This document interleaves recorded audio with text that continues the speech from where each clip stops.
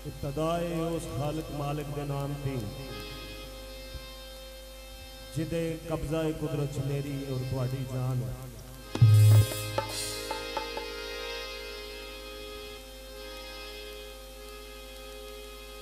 माशाल्लाह बड़ा अच्छा माहौल, बड़े अच्छे हजरात मौजूद हो। माशाल्लाह बड़ा नामवर पिंड। असीं अदी तुहाडी खिदमत च हाज़र होए हैं। माशाल्लाह असीं लाला मूसा उसकी अगे एक गाँव है गंजा, गंजा शरीफ, बहुत अच्छा माहौल। असीं उत्थों आए हैं, तुहाडी खिदमत च हाज़र होए हैं। साडे बेहतरीन सिंगर, बेहतरीन गुलकार, देसी माहौल, बहुत अच्छा गाने वाले जनाब महर शहबाज साहब, उन्होंने ये संगत है, उन्होंने असीं साथी हाँ। मैं उन्होंने तरफों भी ते अपनी तरफों भी तुहानू सारिआं नू सलाम पेश करना ते शादी की मुबारक भी पेश करना। बड़ी मेहरबानी जनाब, बड़ी नवाजिश।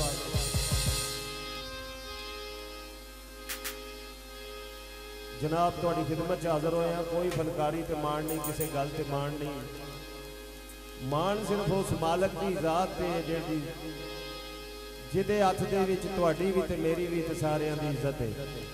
मेरी दिली दुआ है मालक खालिक तुहानू हमेशा हसदियां वसदियां रखे। सदका मुहम्मद वाले मुहम्मद दा तुहाडी बस्ती ते तुहाडियां घरां ते मालक खालिक रहमता फरमाए और ऐसी हज़ारां खुशियां तुहाडी जिंदगी च आवन। हमेशा हसदे वसदे नजर आओ। मालक तुहाडी सब दी खैर करे, बमे साडे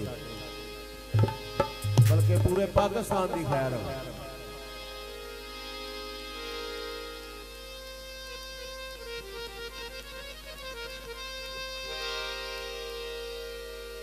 बस अपनी अपने हर फुल की खुशबू है पूरी असी कोशिश करांगे कि तुहानू राजी किया जाए।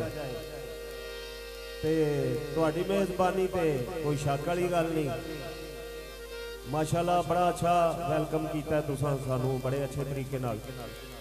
शुक्रिया अदा करना मैं तुहाडा जनाब। ए थोड़ा जिहा वाजा सुनाना है। मैं भी इसे इलाके का आया, लेकिन अरसाद रात भी मैं लाले में से टुर गया। ते वो जिहड़ा हुंदा ना मांदरी, उन्होंने अपने इलाके का पता होंदा, अपने सप जिहड़े ने किंज दे हुंदे ने। वो अपने इलाके दे सारिआं नूं जाणदा है ते मैनूं भी पता है कि असीं साडा इलाका की पसंद करता है। मैं वाजा सुनान लगा थोड़ा जिहा, उसके बाद जनाब कोशिश, बड़ी मेहरबानी जनाब।